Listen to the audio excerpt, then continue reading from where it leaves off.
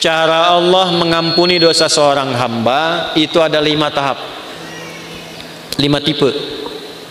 Berapa tipe? 5. Sudah.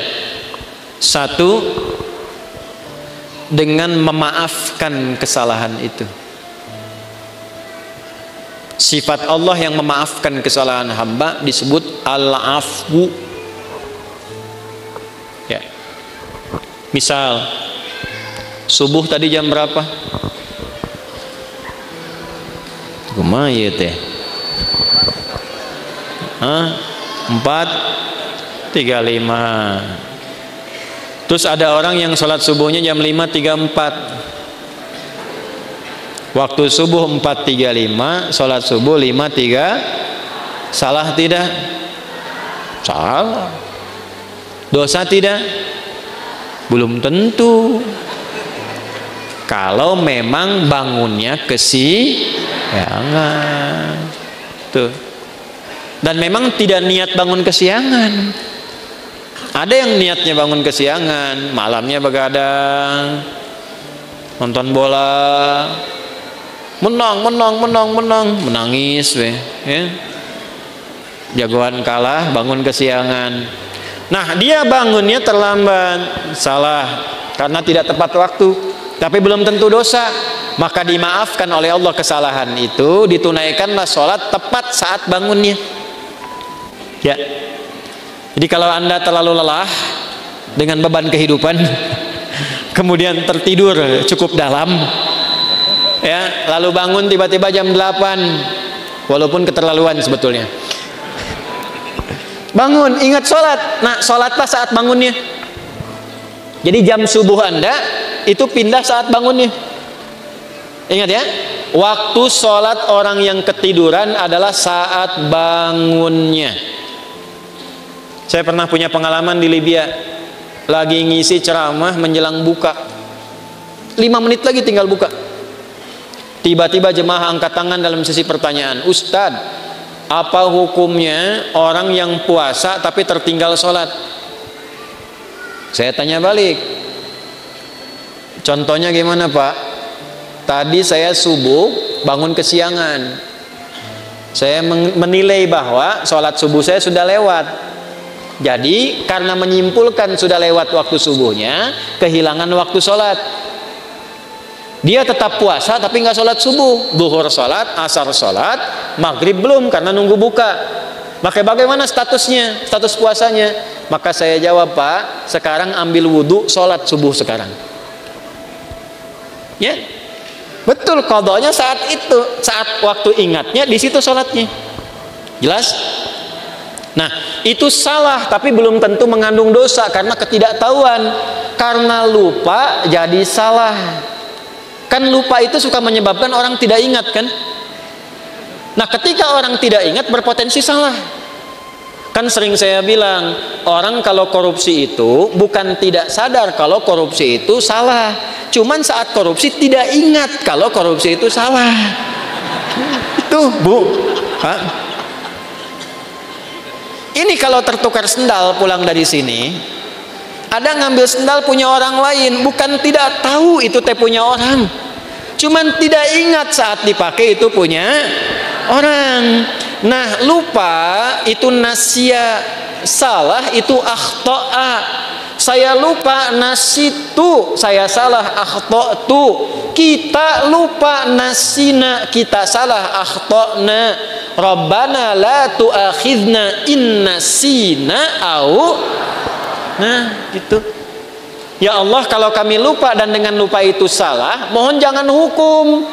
Kata Allah, saya maha pemaaf, saya maafkan kalau kamu memang sadar itu salah. Karena itu jawaban pertamanya wa'fu anna. Tuh, al-afu. Subuh 4:35, salat 5:34. Terlambat karena sengaja, bukan karena tertidur. Nonton, aktivitas begadang, tidak ada perlunya. Udahlah, sampai situ aja gitu ya. Tiba-tiba terlambat, salah, dosa tidak? Iya, karena sengaja berpotensi menunda waktu Salat. Nah, itu ada kesalahan. Kesalahannya disebut apa? Dzambun. Bisa tulis supaya lebih terlihat. Tadi khotoun, yang ini dzambun.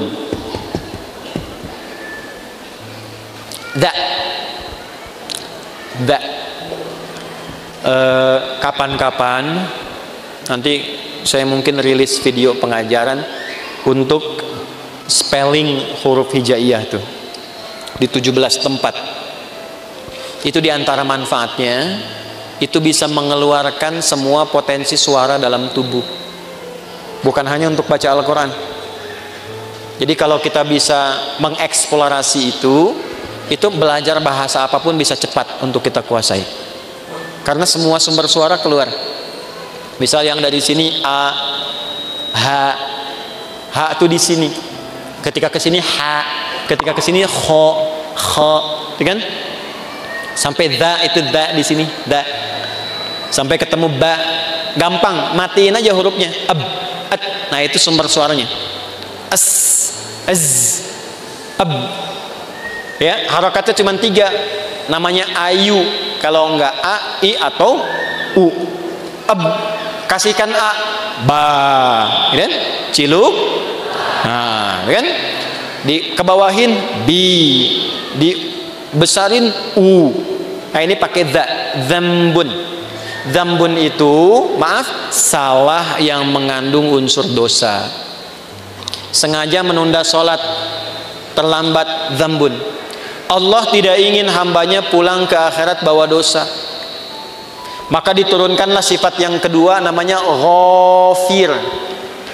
Apa namanya? Ghafir. Ada surah ke-40, surah Ghafir. Lihat ayat ketiga, ghafiri dzambi. Ghafir dipasangkan dengan dzambun. Ghafiri dzambi wa qabilit taubi. Ini ghafir, ini al-afu. Sudah terlambat, ngajak orang lain terlambat. Yuk nonton dulu, udah sholat nomor 2, nonton nomor 1. Maka berubah namanya dari dzambun jadi dzunubun, jamak. Dzambun, dzunubun.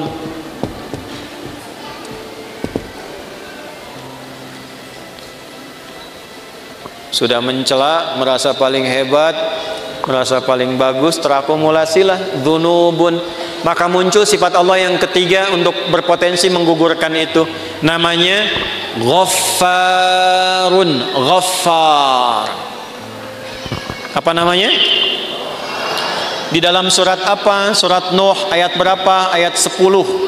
Faqultu astaghfiru rabbakum innahu kana ghaffara. Kenapa menggunakan Ghaffara tidak Ghafira? Karena umatnya Nabi Nuh sudah terakumulasi kesalahannya. Sudah mengancam Nabi Nuh, sudah nuduh Nabi Nuh, menjelek-jelekan Nabi Nuh, ngusir Nabi Nuh, menantang azab. Maka diturunkanlah kalimatnya bukan ghafir tapi ghafar. Sudah terlambat sholatnya, ngajak orang lain gak ke masjid, mencela orang yang ke masjid. Ayo atuh orang nonton heula, sholat dah sholat nomor 2 tuh. Isin aku itu kamar masjid, ada eta mah soleh wungkul. Paham? Ya. Maka yang keempat ini ditambah ada zolimnya, namanya dzunubun ma'adzulmi. Dzunubun ma'adzulmi. Dzunub dan zolim. Apa dalilnya? Contoh Quran surah 2 Al-Baqarah ayat berapa? Ayat 114 misalnya. Wa man azlamu zalim. Wa man azlamu mimman mana'a masajidallahi ay yuzkara fiha ismuhu wa sa'a fi kharabiha. Paham? Tidak. Siapakah kata Allah? Nih nanya sama kita. Pertanyaan ini nggak usah dijawab karena Allah sudah Maha tahu. Namanya pertanyaan retorik. Pertanyaan retorik itu pertanyaan yang diajukan untuk menggugah kita supaya mikir, bukan supaya jawab. Seperti khatib Jumat nanya kepada jamaah, sudah menerangkan, dia tanya, apakah jamaah semua masih merasa beriman? Jangan dijawab, masih. Nah, ini masalah. Saya pernah khutbah Jumat tuh, satu daerah di desa, ya kan? Bukankah bapak ini semuanya beriman kepada Allah? Betul. Itu pertanyaan retorik. Allah nanya kepada kita, gak usah dijawab, supaya kita mikir. Maksudnya begini, kalian ini kenapa sih sudah berbuat banyak dosa masih zalim juga? Di antara perbuatan zalim dan banyak dosa, satu, ada yang sifatnya tentang ibadah di masjid. Orang yang mencegah orang ke masjid, sengaja menjatuhkan orang supaya keluar dari masjid, memfitnah ulama supaya tidak ada di masjid. Tuh, itu namanya dosa akumulatif plus perbuatan zalim. Syirik, inna syirka la zulmun azim. Syirik masuk kategori ini nih. Syirik itu zalim. Ya. Hati-hati ya. Yang kecil yang besar sama saja. 7 dosa besar, nomor satunya syirik. Baik langsung atau menggunakan perantara. Langsung mengatakan semua agama sama, menuju pada Tuhan yang sama, cuma caranya beda-beda. Itu syirik lisan. Silahkan, saya kalau masalah akidah tegas saya. Menggunakan perantara, pakai dukun, saya langsung saja nih, saya nggak perlu minta maaf. Ya, pakai dukun, menggunakan jasa dukun, menerawang air tuh, kira-kira malaikat ngatur apa enggak nih? Gimana supaya enggak hujan? Bawa panci, bawa apa, tokotok segala rupa itu. Kita itu umat yang sudah diatur dengan syariat, doanya ada. Mau kita minta hujan berhenti, mau dipindahin, mau hujan sudah ada. Lengkap, sanadnya sahih. Minta hujan bahkan ada sholatnya istisqa. Mindahin hujan ada, dalilnya di hadis Muslim ada, caranya ada. Semua sudah diatur. Bahkan secara teknologi bisa dilakukan juga, ada rekayasanya juga ada. Nah, ketika menggunakan jasa lah gitu, ya, yang tidak diridhai dan ada dosanya, nah ini zalim perbuatannya. Tapi Allah tidak menginginkan dosa itu terbawa sampai meninggal. Itulah rahmannya Allah. Jadi Anda bayangkan Pak, Ibu, Allah saja pada orang yang syirik masih memberikan waktu sampai meninggal supaya tobat dengan rahmatnya. Masa anak Anda yang berbuat sesuatu yang mungkin Anda merasa melecehkan orang tua, Anda memvonis dengan durhaka, dan dia mau memperbaiki itu, Anda tidak terima. Allah masih terima. Anda bukan Tuhan, sudah tidak mengakui sebagai anak. Di mana rahmatnya? Nah ini ya. Coba nanti di ujungnya indah sekali. Maka yang keempat namanya Ghafurun.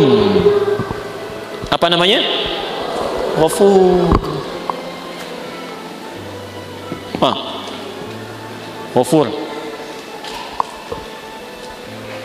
Pak Ghafur nggak boleh cepat marah tuh. Tapi yang kelima, syirik iya, Allah, mencuri iya, menjatuhkan iya, minum juga iya, zina pernah. Dan hebatnya begini, kalau dengar orang berbuat tindakan kriminal maksiat, dia belum mengerjakan, rasanya dia merasa belum komplit. Mana naon we? Iya. Si itu mah pernah begitu. Oh, benar gitu. Orang oge arek lah. Nah, itu berubah yang kelima. Namanya israf. Apa namanya? Israf itu sudah berlebihan. Ada orang berlebihan dalam dosa, semua pengen dicoba. Masih mungkin diampuni nggak? Halo?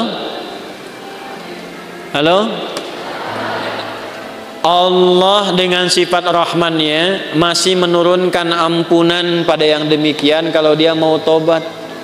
Inilah yang kelima puncaknya.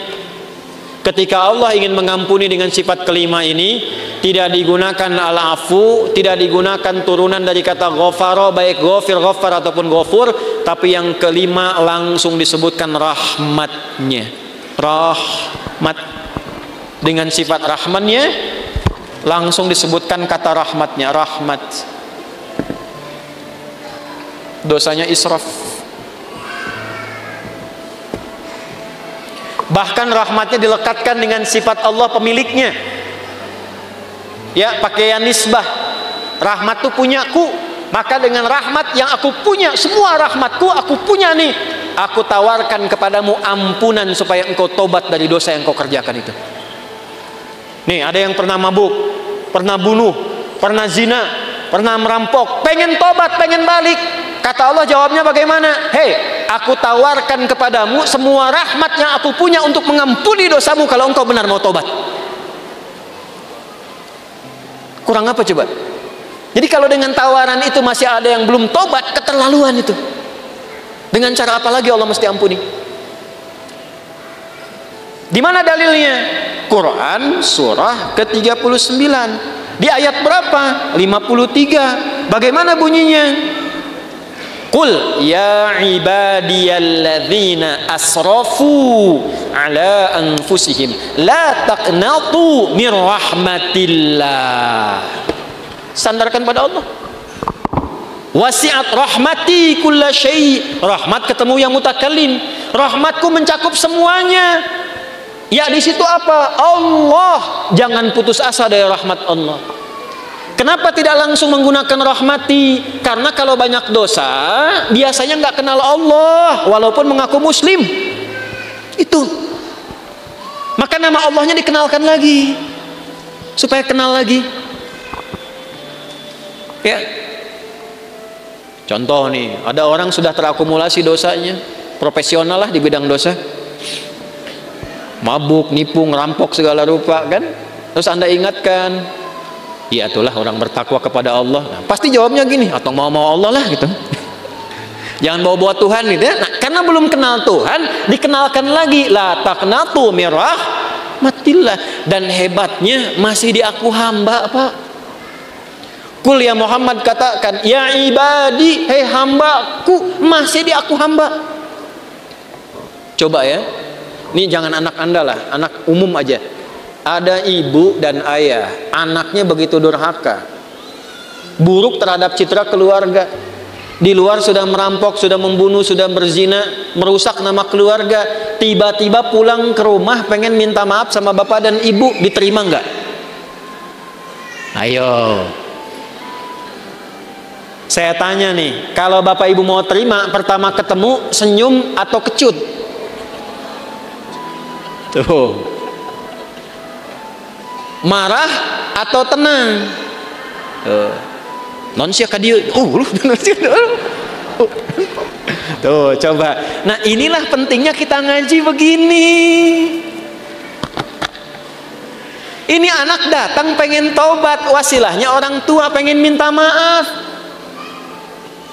Allah yang pencipta kita mengatakan, "Qul ya ibadi," pakai kata iba, hambaku. Pakai ya disebutkan 360 kali dalam Al-Quran. Fungsinya 3 di ilmu nahwu. Nidaul qarib, nidaul mutawassit, nidaul ba'id. Memanggil yang dekat, yang menengah, yang jauh. Hei ahli maksiat, dimanapun berada, semua jangkauan. Yang telah menyimpulkan mungkin Allah nggak akan ampuni dosaku. Salah kesimpulannya, kata Allah, hambaku sini, jangan putus asa dari rahmatku. Setelah Allah berikan rahmat, teruskan ayatnya, innallaha yaghfirudz dzunuba jami'a. Semua dosa yang pernah engkau kerjakan, kalau benar tobatmu, aku ampuni sekarang semuanya. Tuh.